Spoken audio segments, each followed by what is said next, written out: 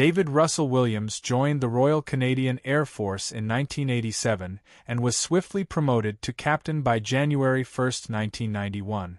From that point, his subordinates addressed him as Sir, while his superiors called him Captain Williams. Known as an elite pilot and a rising star within the military, he quickly climbed the rank. By June 2004, he had achieved the rank of colonel and was appointed commanding officer at CFB Trenton, Canada's largest Air Force base. In this role, he commanded over 7,000 military personnel, all of whom referred to him as Colonel or Colonel Williams. This title granted him significant authority and respect, which extended beyond his professional life. His rank of colonel appeared on all official identification, and in every formal interaction, he was recognized and addressed by his rank. Figures of authority, whether doctors, lawyers, or police officers, would acknowledge his position with the appropriate courtesy, reinforcing his composure and self-confidence as his social standing and military accomplishments were highlighted for all to see. However, there was one notable exception. On the day he met Detective Sergeant Jim Smith. You just have a seat there, Russell. Before delving into the psychological significance of why a seasoned detective would intentionally avoid addressing a highly esteemed military commander by his formal title, it's essential to first recount the chain of events that led to the encounter between these two vastly different, yet equally intriguing individuals. 10 days earlier, on January 28, 2010, Andy Lloyd received a midday call from his mother, informing him that his younger sister, 27-year-old Jessica Lloyd, had failed to show up for work and wasn't answering her phone or responding to text messages. Concerned, Andy immediately drove to her secluded home on Ontario's Highway 37, only to find her missing. There were no signs of forced entry, but Jessica, known for leaving her doors unlocked, had left all her personal belongings inside, including her phone, passport, and driver's license. Ottawa, renowned for its low crime rate and widely regarded as one of Canada's safest cities, was well equipped to respond. A missing persons investigation was swiftly launched, involving local authorities, the Ottawa Police, and even a specialist search and rescue team from the Canadian Air Force. The case gained rapid media attention, spreading quickly across the city. On the second day of Jessica's disappearance, an anonymous tip came in that would prove crucial. The tipster reported seeing an SUV parked in a field near Jessica's house at around 3 a.m. the previous night, an unusual sight in that isolated area. This struck him as suspicious, given that he had driven by the location numerous times and had never seen a vehicle parked there. Acting on this lead, police searched the area and discovered tire tracks in the field, as well as boot prints leading to Jessica's home. These findings became the first significant pieces of evidence, guiding the direction of the investigation. Police set up 6 roadblocks in the surrounding areas, stopping every SUV in an attempt to find a match for the tire track. After stopping over 200 vehicles in the following days with no success, authorities were considering shifting their focus to foot patrols. But at approximately 7:30 p.m. on February 4th, their efforts paid off when Colonel Russell Williams, commander of CFB Trenton, was stopped at one of the roadblocks. Williams, described as polite and calm, thought it was a routine check and was allowed to proceed after a brief interaction. However, unbeknownst to him, the police had already matched his vehicle's tires to the tracks found near Jessica Lloyd's home, placing him under immediate surveillance. 2 days later, on Sunday, February 7th, Colonel Williams received a call from Ottawa Police Headquarters, requesting his presence to answer some questions regarding an ongoing investigation. Without hesitation, he agreed, telling his wife he'd be back in time for dinner. He arrived at police headquarters just before 3 p.m., where he was greeted by Detective Sergeant Jim Smith, a senior investigator and polygraph expert with the Police and Behavioral Sciences Unit. The guy I was speaking with on whatever night that was Russ as well. Oh, yeah. And he took every number I had. Yeah, now they were doing some pretty thorough interviews that night. Yeah, absolutely. I was All right. glad to see it. Just going to move your gloves here. That's a little microphone, just to make sure there's nice and clear. As you can see here, everything in this room is videotaped and audio taped. Check. You ever been interviewed by the police in a room like this before? I Or? have never been interviewed like this. Oh, no? Okay. No. Let's get this set up here. I guess the closest interview by NIS for top secret clearance. Oh, yeah? All right. Well, again, Russell, I appreciate you coming in. An investigation like this, I mean, I'm The sure detective casually acknowledges the gas canister but swiftly moves past it, immediately shifting to a first-name basis when addressing the subject. This tactic sets the tone for the interview, subtly bringing the colonel down from his position of authority to undermine his confidence. By doing so, the detective aims to heighten the subject's telltale signs, such as body language, tone of voice, and any fabrications in his statements, while simultaneously reducing his cognitive endurance. This psychological pressure makes it harder for the individual to maintain a facade, increasing the likelihood of a breakthrough. like this, I mean, I'm sure you can appreciate it's been big news, especially down Belleville way. And, you know, obviously our approach to cases like this is that we don't give up on somebody being alive until we get evidence that they're not. So because of that, we're treating Jessica's case as an emergent situation, obviously. Yeah. So we're fast forwarding things that we might normally take our time with. And that's why we're here on a Sunday afternoon. Sure. So again, I appreciate it. No problem. We're going to do a pretty thorough interview today. Okay. And the reason for that is because the last thing we want is to be calling people back again and again and again. Okay. So what we're going to do is we're going to go over a number of things, and I'm going to explain what all those are to you. Okay. I'm a big coffee guy. I don't know if you're a coffee guy or not, but I didn't want to drink in front of you. So No, I appreciate that. all right, go ahead. I could definitely. Are they black? Yeah, they're just black with sugar. I could definitely take them. I just started my probably haven't a little bit. Started your what, sorry? Gum. Just Oh, first piece of gum. well, there's napkins there if you want to toss it or whatever. I appreciate that. All right, and again, like I said, this interview is going to be very thorough. But again, I have a simple rule when I talk to people. It's I'm sure you're the same way. I treat everybody with respect. I don't want to ask if they do the same for me. So what we're going to do is we're going to start off by going through what your rights are. Okay? Just like everybody else. Okay.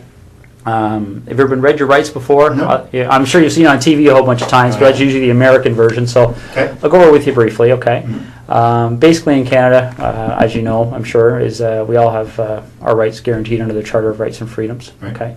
Now, Russell, just to avoid any confusion, because people do get confused when they're talked to by the police, is that you're obviously not under arrest here today. Okay. Yep. Anytime you feel you want to leave here, you feel free to do so. The door's not locked. Teresa will walk you down the lobby anytime you want. Okay. Although the subject was technically free to leave at any time, a subtle yet highly effective psychological tactic was employed to discourage this.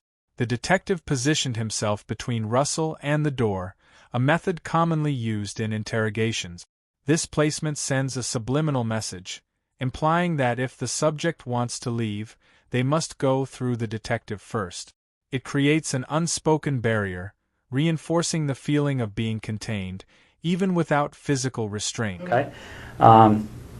If there's anything that comes up in our interview today, Russell, that you feel you want to talk to a lawyer about, you just let me know. Okay. Sure. And the reason for that is I want to explain to you exactly what's going on here. Okay. Jessica Lloyd is one of 4 cases that we're currently investigating. Okay. Right.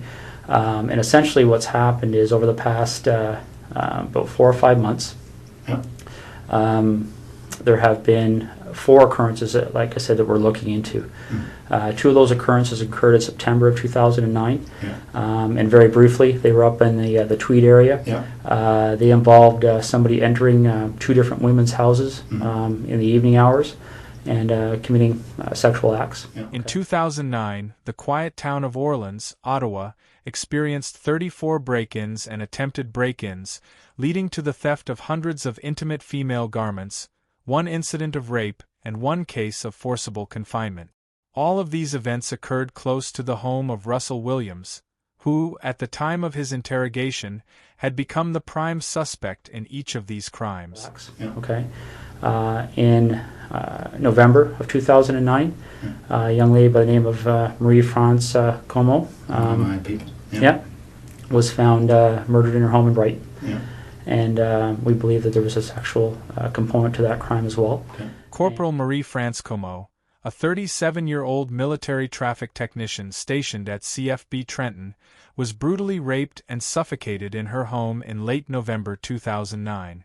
At the time of his interrogation, Colonel Russell Williams had also become the prime suspect in her murder. Okay. And then, most recently, we have Jessica Lloyd's disappearance. Okay, so essentially, when you're looking at those kind of crimes, we're looking at a number of different potential criminal charges. All right, Absolutely. we're looking at issues all the way from the most serious one, which is first-degree murder, kidnapping, sexual assault, break and enter with intent to commit sexual assault, Yeah. forcible confinement. Okay, and so what I want to make sure you understand, and this is what we've been doing with everybody we've been talking to, is that clearly when we find out who's responsible for one or all of those crimes, Yeah. they could be charged with one or all of those offenses. Okay, whether it's you or whether it's anybody else. All right. Absolutely. And that's why it's important that we make sure that people understand what they have to do and what they don't have to do when they're talking to us. Okay? So as I said before, any point today you feel the need, you want to speak to a lawyer, you let me know, and Okay. we can take you to a room where you can do that in private. Okay? Okay. Do you have your own lawyer? I have a realty lawyer, but Okay. no, I don't have a lawyer. All right. If at any point you want to make that call and you don't know who to call, we have a phone list of lawyers that are available to give you advice free of charge right over the phone. Okay. So again, if at any point today you want to take advantage of that, you just let me know. Sure. Is there any reason you want to call a lawyer now? Nope. Okay. A couple other fairly simple and straightforward things that you probably understand, but again, we go over them to make sure everybody's clear, is that you don't have to speak to me today. Okay? Okay. And the reason for that is because the law considers me to be what we refer to as a person in authority. Okay, probably similar to what you may be considered to be on the base. Yeah.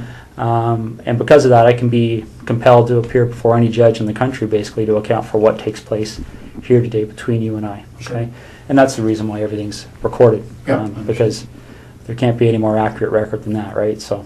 No, understood. And the other thing I want to make sure you understand is that you mentioned a second ago about Miss Comeau being one of your work associates. So I don't know what's happened since November on the military side of things.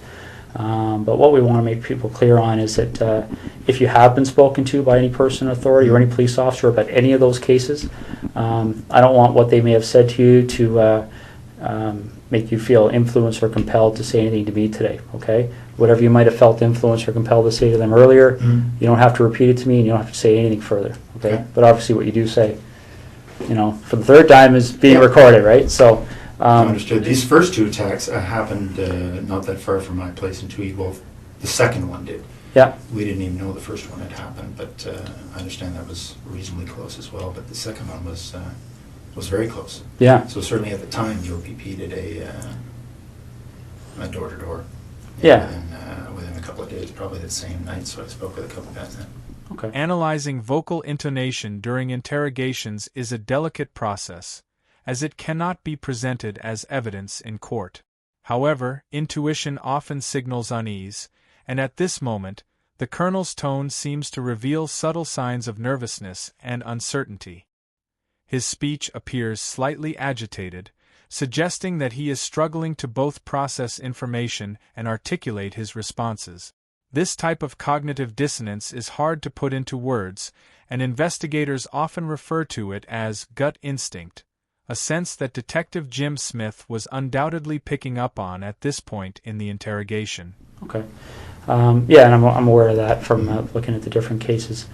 And essentially, Russell, in a nutshell, that's what we wanted to talk to you about. Okay, those four cases are of concern to us, and you've kind of almost hit the nail on the head about some of our issues that kind of make us want to talk to Russell Williams. Okay, because essentially there was a connection between you and all four of those cases.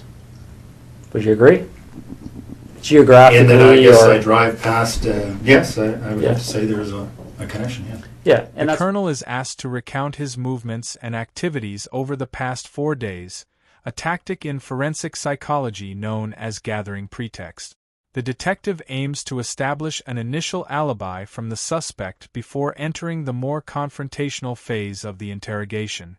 This moment is intentionally kept as calm as possible to maintain Russell's composure, as a relaxed demeanor often leads to a more detailed pretext. This, in turn, provides more information for investigators to scrutinize and compare with any inconsistencies that may arise later under increased pressure. Friday on the day, I was...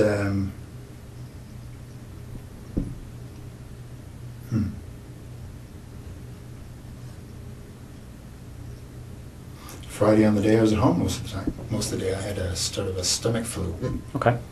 In Ottawa or Tweed? In Tweed. In Tweed? Tweed is a village in Ontario where the colonel owned a second vacation home, situated about 125 miles from his primary residence in Ottawa. Tweed?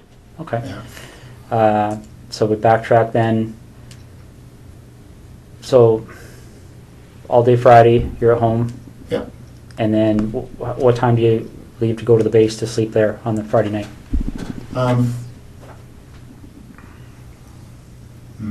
Not sure. Probably just, went in for just before bed. So I probably left Tweed at between 8 and 9 or so. Okay. And you get to the base and spend the evening there and get up for the 5:30? Yeah. Okay. That's right. So we backtrack from there. When did you arrive at your home at the cottage? I don't want to get confused between your home in Ottawa and the home in Tweed. Understood. So, No, I had been in Tweed all week. Yeah. The week prior now. Yeah, I think that's the case. I was in Tweed all week. Flew Saturday. Headed to Ottawa Saturday night. Okay. So if you didn't have the stomach flu on the Friday, what was your I think schedule it was that something day? like 8, really. Okay. What would have been my schedule? Just a standard schedule in the office. Okay. So, ops brief in the morning, a couple of meetings. I can't remember what the specifics were going to be. Okay. So Thursday night you slept at Tweed, or you? Yep. All right. And what did you do Thursday during the day? Thursday during the day, I was at the base again. I think it was a fairly standard day. I can't recall exactly, but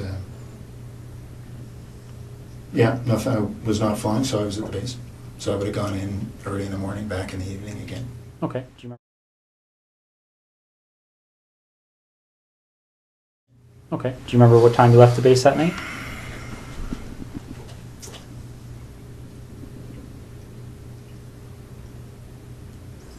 I don't remember anything peculiar, so I would say, I don't know, probably 7 to 9, somewhere in that range. Okay. That's when you left. Left the base, yeah. And what It's a 45-minute transit. So. 45 minutes home? Yeah. Okay. Okay. Now, I'm not going to walk you through November, but I'm going to take you to a date that's probably pretty fresh in your mind, the day that Marie Franz Comeau. Yeah. Do you remember how you found out? I do. Yeah, I was sent an email. Well, as soon as the ops staff and the base learned, they told me. Okay. So I got an email. I can't remember if it was late at night, early in the morning. It was certainly. I saw it. I want to say first thing in the morning because I had just come back from Ottawa. I was in Ottawa for a set of meetings on one of the days. I can't remember what day of the week we're talking about, but yeah, no, I mean, obviously when your people gets killed, it gets your attention. So Absolutely. yeah, I very much remember that coming in. And how did you know Marie Franz Comeau? I'd only met her once. She was on a crew I was on just after I got to the base. Okay. So I can't even remember. I think it was a one-day trip. I did a number of trips in Canada, transporting our troops, sort of first leg out of Edmonton. We tend to hopscotch them across until they get into theater. So anyway, I can't remember which trip it was, but we did a number of them out to Edmonton just to pick up the troops, bring them to Trenton, and then put a fresh crew on, and because we'd fly out and back in the same day, so pushing the edge of that, and fresh crew on, and they'd continue on after a couple hour delay. Okay. Do you know roughly when that happened? Though we were on the same crew? The time you met or the one time there, yeah? It was soon after I got to the base, so I don't remember exactly, but I would say in the first couple of months, so August, September. Okay. Yeah. Now, you got that email notifying you that something had happened. Yeah. Do you have any kind of a clear recollection as to how your schedule was going that week? Well, I can't remember what day that the message came in. Just a second.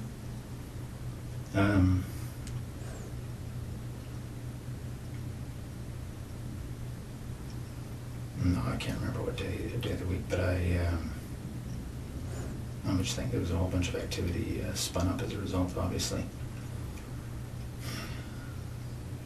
No, I can't remember the day of the week. This marked the third time in quick succession that the colonel claimed he couldn't remember the answer to the question. In a typical interaction, the person posing the question would usually offer some form of reassurance, such as, "Don't worry if you can't remember, we can move on," or "It was a long time ago, it must be difficult to recollect." Such statements serve to break the uncomfortable silence, especially during a legitimate witness statement. Emotional support or encouragement is often extended, particularly when someone is trying to recall distressing memories from the past. However, on this occasion, the detective offers no such reassurance. Instead, he maintains a stoic gaze and displays no change in body posture during the silence.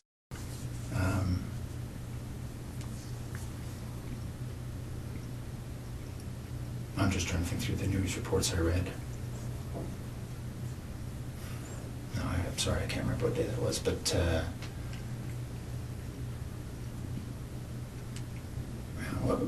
what we learned after the fact was that the MPs had learnt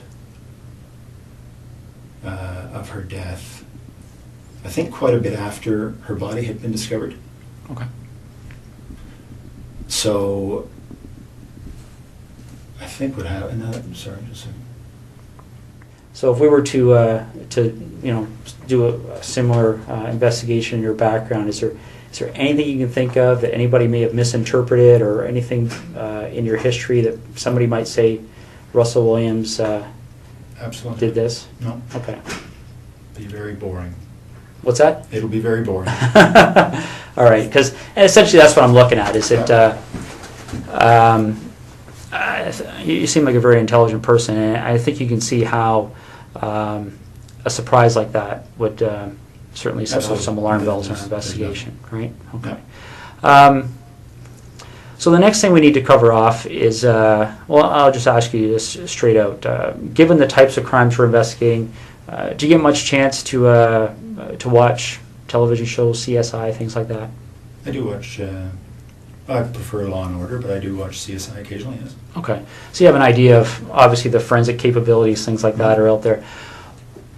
What would you be willing to give me today to help me move past you in this investigation? What do you need? Well, would you be willing to supply things like fingerprints, blood samples, Sure. things like that? Yeah. Okay. At this point, the only two pieces of evidence police had were the tire tracks and footprints found outside the missing person's residence. What many don't realize is that the DNA found on Marie-France Comeau was inadmissible, as her body was too decomposed at the time of discovery to allow for reliable genetic analysis. This was prior to the introduction of the latest DNA testing method known as next-generation sequencing. Additionally, only one sexual assault victim had male DNA found on the back of her neck, but this case, categorized as forcible confinement, was far less severe and lacked connections to the more serious crimes of murder and rape.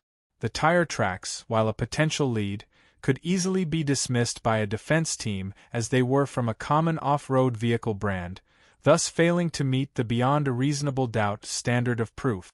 The real linchpin was the footprints. This was the singular, emblematic piece of evidence that directly linked the Colonel to Jessica Lloyd's disappearance.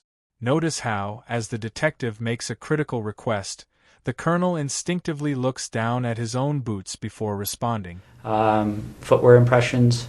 Yeah. Okay. All right. I think that's what we're gonna ask you to do. Okay. I told you when I came in here that I'm gonna treat you with respect, and I've asked you to do the same for me. We talked about the whole idea of how we've approached you here. Okay. The trying to be as discreet as possible. Mm-hmm. Okay. But the problem is, Russell, is every time I walk out of this room, there's another issue that comes up. Okay. And it's not issues that point away from you; it's issues that point at you. Okay, and I want you to see what I mean. Mm-hmm. All right. This is the footwear impression of the person who approached the rear of Jessica Lloyd's house on the evening of the 28th and 29th of January. Yeah. Okay. All right. Now, I want you to keep in mind that this is slightly smaller, okay, in scale, okay? Okay. All right, that's not to scale. The footwear is actually bigger. Okay. If you look here on the ruler, you'll see that 1 inch is just slightly smaller than an actual inch, okay? But this is the way it prints off on the computer. Yeah. I'm going to move this over so you can see what I mean, all right? Because essentially, when you're dealing with footwear impressions, we have a gentleman on the OPP who's basically world-renowned. His name is John Norman. Mm-hmm. And essentially, with footwear impressions, you're in a situation where you're pretty much in the area of fingerprints. Mm-hmm. Okay. All of the previous statements were deliberately fabricated to intensify psychological pressure. Footprints are nowhere near as unique or incriminating as fingerprint. Okay. And essentially, what we're talking about here is, especially when you start adding in other pieces of information that support an investigative position. Yeah. Okay. This is a photocopy of the boot that you took off your foot Yeah. just a little while ago. Okay. Now, I'm not an expert in footwear impressions, so I rely on the experts. Footwear impressions are very much like fingerprint comparisons, okay? You take a look at this print, and again, this is one print. This person walked through, there's several different prints to compare, so we're going to get features off of one print to compare, features off another print to compare. Yeah. These are identical.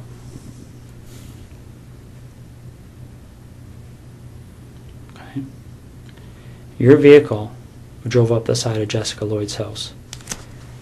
Your boots walked to the back of Jessica Lloyd's house on the evening of the 28th and 29th of January. Okay. You want discretion.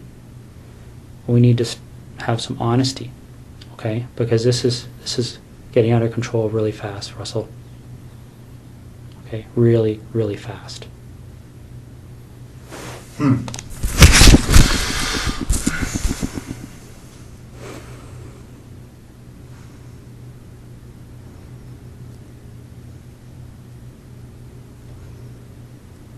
This is getting beyond my control. All right, I came in here a few hours ago and I called you the way I called you today because I wanted to give you the benefit of the doubt. Mm-hmm. But you and I both know you were at Jessica Lloyd's house, and I need to know why.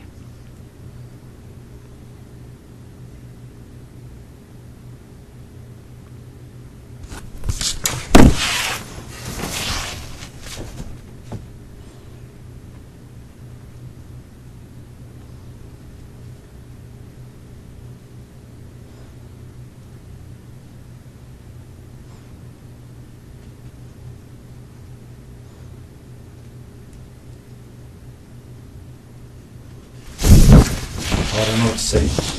It's Well, you need to explain it because this is the other problem we're having, Russell. Okay? Again, these decisions are made by me. Right now, there's a search warrant being executed at your residence in Ottawa. Okay? So your wife now knows what's going on. There's a search warrant being executed at your residence in Tweed, and your vehicle's been seized. Okay? You and I both know they're going to find evidence that links you to these situations. Okay. you and I both know that the unknown offender male DNA on Marie France Comeau's body is going to be matched to you, quite possibly before the evening's over. Okay? This is a major investigation. The Center of Forensic Science is on call 24 hours a day helping us with this. Mm-hmm. Your opportunity to take some control here and to have some explanation that anybody is going to believe is quickly expiring. Mm-hmm. Okay? We're applying, the investigators now applying for a warrant to search your office. Right, these aren't decisions that we can say yes or no to. This is the practical steps in an investigation like this. And Russell, Mm-hmm. listen to me for a second, okay?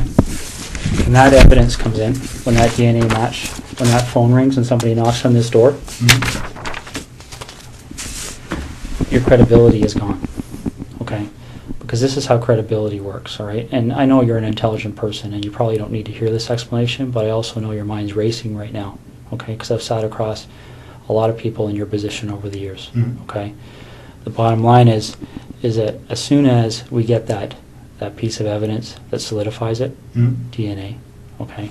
As soon as the expert in footwear impressions, the expert in tire impressions calls and says, yes, I've examined those and they're a match,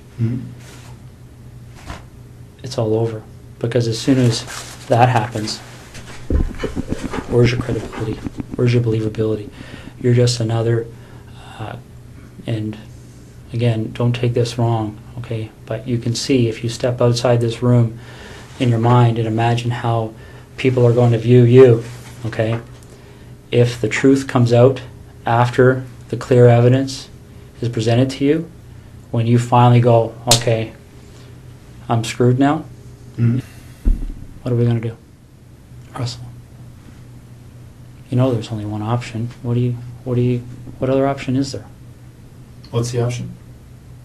Well, I don't think you want the cold-blooded psychopath option.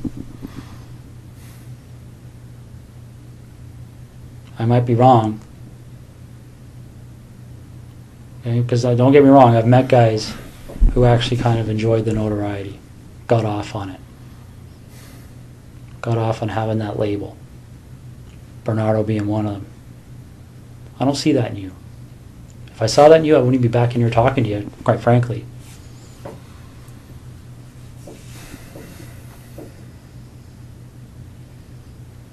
But maybe I'm wrong. Maybe you got me fooled. I don't know.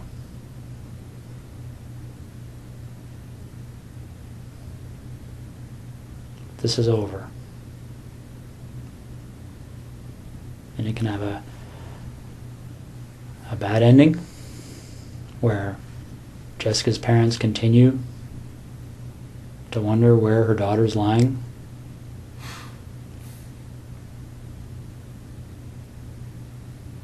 And I don't know. I mean, obviously, there's a huge search still underway, and it'll continue. It'll continue until her body's found. That might even happen tonight, for all I know. Once that happens, then I don't know what other cards you would have to play. What are we going to do? Russell. What are we going to do?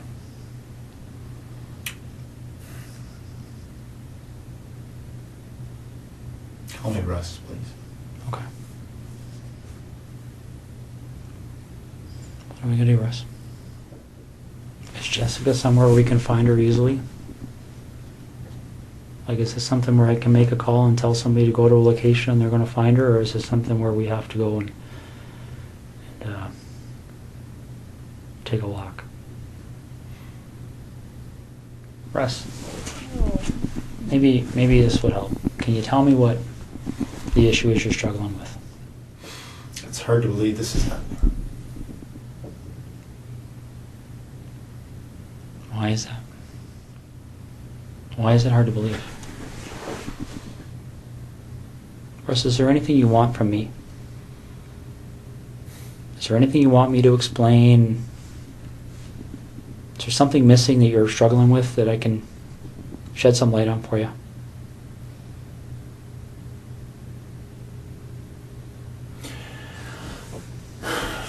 I'm struggling with how upset my wife is right now. This investigation will end up costing no less than $10 million. Easy. And they will say no to nothing. Any request this major case manager makes on this case, they've already been told it's approved. Don't even bother asking. So what am I doing, Russ? I put my best foot forward here for you, bud.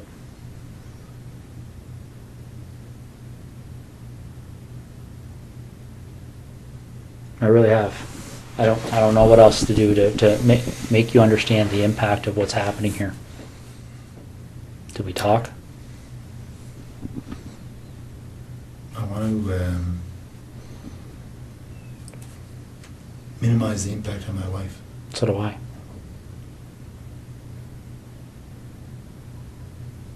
So how do we do that? Well, we start by telling the truth. Okay. Okay. So where is she?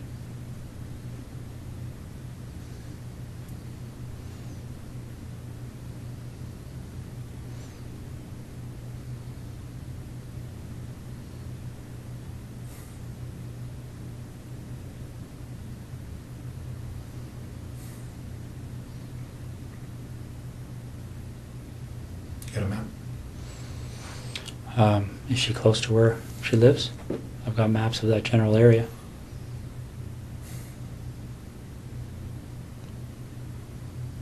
Which town is she near? Why don't we start there?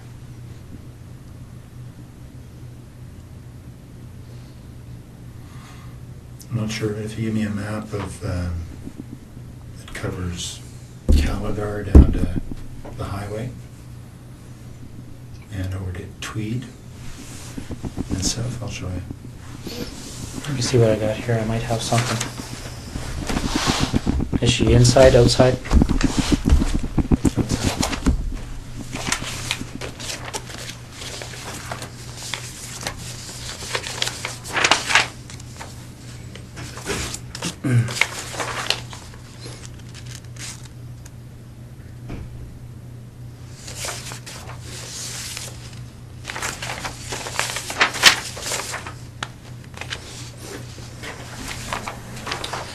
Probably the biggest area I have there, Russ.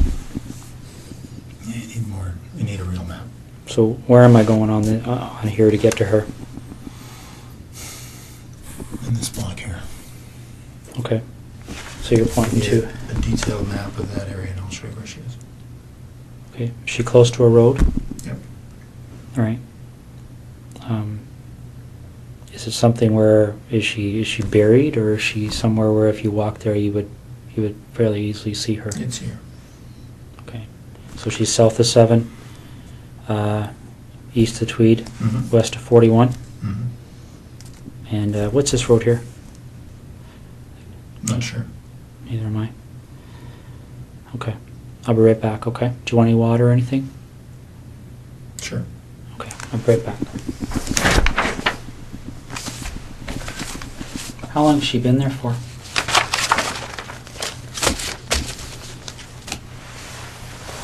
A little over a week. Was it fairly quick from the time she left? Friday night. Friday night? Yep. So where was she between Thursday night and Friday night? In Tweed. With you? Yep. How long was she alive for?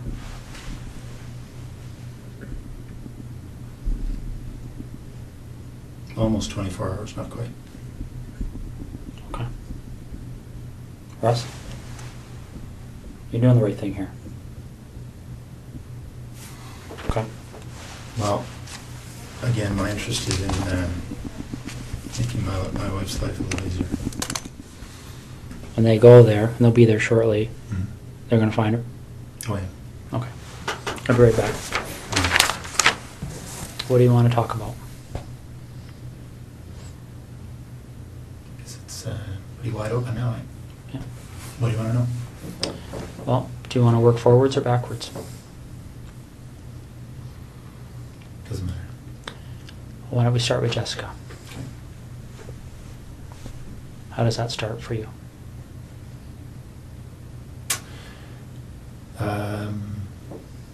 I saw her in her house on her treadmill. Wednesday night, I guess. Then I noticed she wasn't there Thursday. So I got into the house to look around.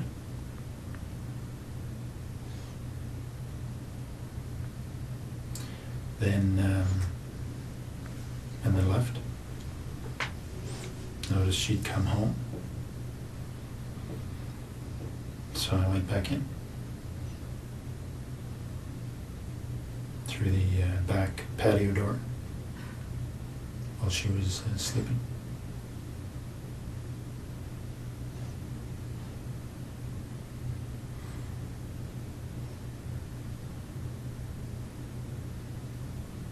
Okay. So I woke her up.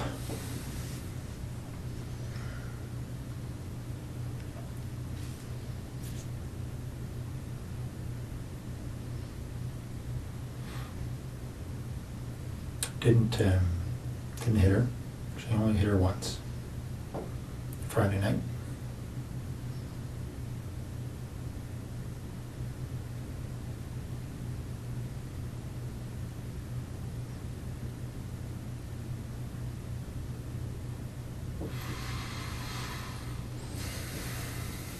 Okay.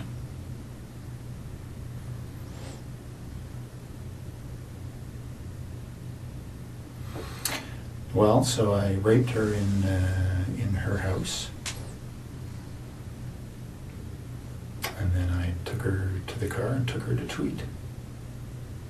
Okay. Marie France Comeau.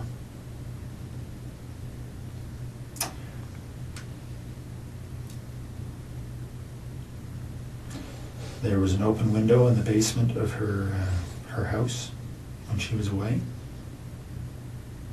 I went in there a couple of nights before she came home. Looked around. I went back in there late at night when she was at home. She was on the phone in her bedroom.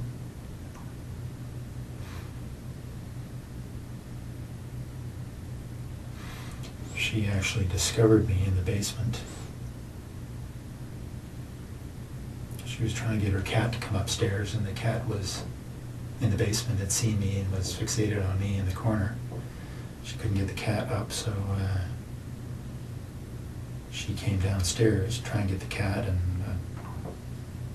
weren't sure why she came over to me. I guess the cat was staring at me, and she was wondering what the cat was staring at. The lights were on.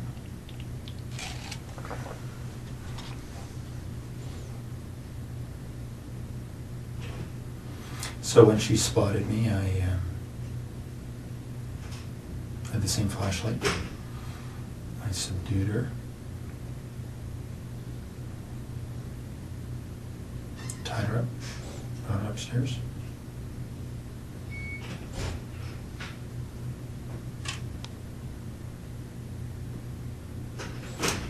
And strangled her later in the morning. Well, more suffocated her. Some tape.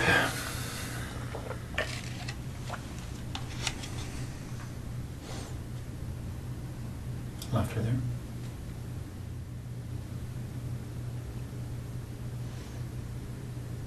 Why do you think these things happen?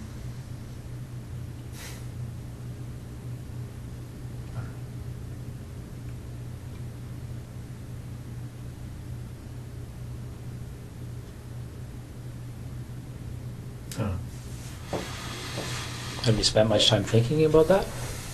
About why? Yeah. Yeah.